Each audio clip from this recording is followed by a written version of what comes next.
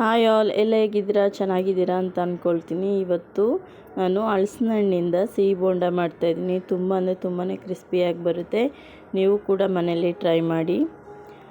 ಸಿಹಿ ಬೋಂಡ ಮಾಡೋದಕ್ಕೆ ಬೇಕಾಗಿರುವಂಥ ಇಂಗ್ರೀಡಿಯೆಂಟ್ಸ್ ಇಲ್ಲಿ 1 ಕಪ್ ಮೈದಾ, ಇಲ್ಲಿ ಚಿಕ್ಕ ಕಪ್ಪಲ್ಲಿ 1 ಕಪ್ಪಷ್ಟು ಸಕ್ಕರೆ, 1 ಏಲಕ್ಕಿ, ಹಲಸಿನ ಹಣ್ಣು ಮತ್ತು ಸೋಡಾ, ಚಿಟಿಕೆಯಷ್ಟು ಸೋಡಾ ತಗೊಳ್ಳಿ, ಮತ್ತು ಕರಿಯೋದಕ್ಕೆ ಎಣ್ಣೆ.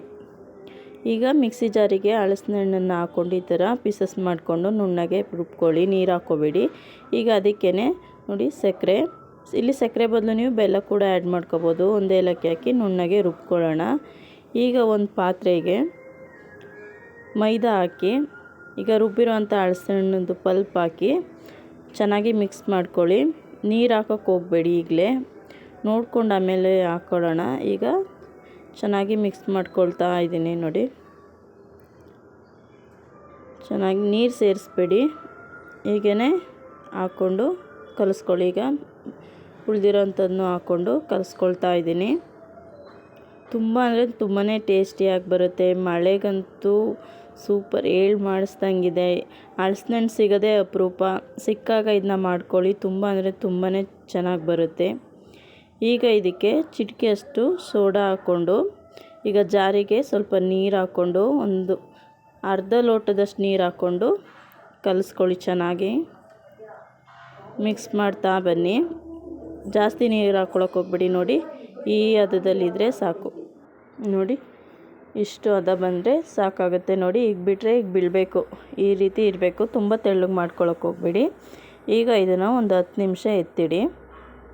ಅದು ನೆನಿಬೇಕು, ಸ್ವಲ್ಪ ಇಟ್ಟು ಅರಳಬೇಕು. ಈಗ ಅದು ಅರಳೋಷ್ಟರಲ್ಲಿ ಇಲ್ಲಿ ಒಂದು ಬಾಣಲಿಗೆ ಎಣ್ಣೆ ಹಾಕ್ಕೊಂಡು ಕಾಯಕ್ಕಿಡೋಣ. ತುಂಬ ಅಂದರೆ ತುಂಬಾ ಚೆನ್ನಾಗಿ ಬರುತ್ತೆ. ಹಲಸಿನ ಹಣ್ಣು ಇದ್ದಾಗ ನೀವು ಕೂಡ ಟ್ರೈ ಮಾಡಿ.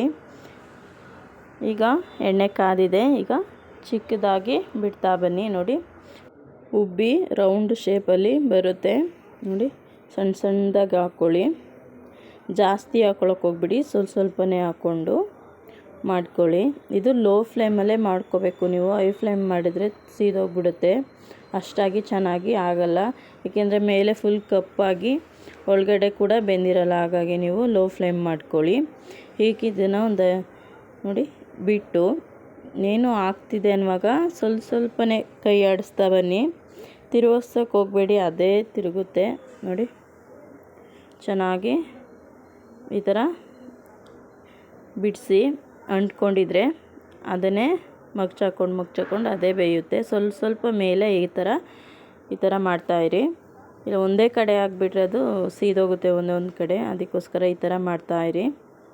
ಕೈ ಆಡಿಸ್ತಾ ಇದ್ದರೆ ಬೇಗ ಅಂದರೆ ಬೇಗನೆ ಆಗುತ್ತೆ. ಇದು ಲೋ ಫ್ಲೇಮಲ್ಲೇ ಮಾಡ್ಕೋಬೇಕು.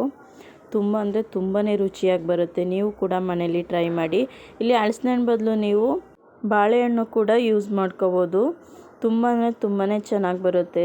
ಇಲ್ಲಾಂದರೆ ನಮಗೆ ಹಣ್ಣುಗಳು ಬೇಡ ಅಂದರೆ ಹಾಗೆ ಕೂಡ ಮಾಡ್ಕೋಬೋದು. ಆದರೆ ಸಕ್ಕರೆ ಬದಲು ಬೆಲ್ಲ ಹಾಕಿದ್ರೆ ಆಗುತ್ತೆ. ತುಂಬ ಅಂದರೆ ತುಂಬಾ ಟೇಸ್ಟಿಯಾಗಿ ಬರುತ್ತೆ. ನೀವು ಕೂಡ ಮನೇಲಿ ಟ್ರೈ ಮಾಡಿ. ನೋಡಿ ಆಗ್ತಾ ಬರ್ತಿದೆ. ಸ್ವಲ್ಪ ಕೈ ಆಡಿಸ್ತಾ ಇದ್ದರೆ ಸಾಕು. ಟೇಸ್ಟ್ ಇದು ಯಾವ ಥರ ಬರುತ್ತೆ ಅಂದರೆ ಸ್ವಲ್ಪ ಕೂಡ ಹಲಸಿನ ಹಣ್ಣು ಫ್ಲೇವರ್ ಬರಲ್ಲ, ಏಕೆಂದರೆ ಏಲಕ್ಕಿ ಹಾಕಿರೋದ್ರಿಂದ ಏಲಕ್ಕಿ ಫ್ಲೇವರ್ ಬರುತ್ತೆ. ಇದು ಕಜ್ಜಾಯ ತಿಂತೀವಲ್ಲ ಆ ಥರ ಟೇಸ್ಟ್ ಬರುತ್ತೆ. ಇದು ಸೂಪರಾಗಿ ಆಗುತ್ತೆ. ನೀವು ಕೂಡ ಮನೇಲಿ ಟ್ರೈ ಮಾಡಿ. ನೋಡಿ ಮಿಕ್ಸ್ ಮಾಡ್ತಾ ಈ ಥರ ತಿರುಗಿಸ್ತಾ ಬನ್ನಿ. ಈಗ ಇದು ರೆಡಿಯಾಗಿದೆ. ಇದನ್ನು ಈಗ ತೆಗೆಯೋಣ ಎಣ್ಣೆಯಿಂದ. ಬೆಂಗಳೂರಲ್ಲಿ ತುಂಬ ಅಂದರೆ ತುಂಬಾ ಮಳೆ ಬರ್ತಾ ಇದೆ. ಅದ್ರ ಜೊತೆ ಟೀ ಜೊತೆ ಮಾಡ್ಕೊಂಡು ತಿಂತಾಯಿದ್ರೆ ಸೂಪರಾಗಿರುತ್ತೆ. ನೋಡಿ ಎಷ್ಟು ಸ್ಪಾಂಜಿಯಾಗಿ ಬಂದಿದೆ. ತುಂಬ ಬಿಸಿ ಇದೆ. ನೋಡಿ ಒಳಗಡೆ ಎಲ್ಲ ಬೆಂದಿದೆ. ನೋಡಿ ತುಂಬ ಚೆನ್ನಾಗಿ ಬೆಂದಿದೆ ಒಳಗಡೆ. ತುಂಬ ಮಳೆ ಇದೆ. ಟೀ ಜೊತೆ ತಿಂತಾಯಿದ್ರೆ ಸೂಪರಾಗುತ್ತೆ. ನೀವು ಕೂಡ ಮನೇಲಿ ಟ್ರೈ ಮಾಡಿ. ನನ್ನ ವಿಡಿಯೋ ನಿಮ್ಗೆ ಇಷ್ಟ ಆಗಿದ್ರೆ ಲೈಕ್ ಮಾಡಿ, ಶೇರ್ ಮಾಡಿ, ಕಮೆಂಟ್ ಮಾಡಿ.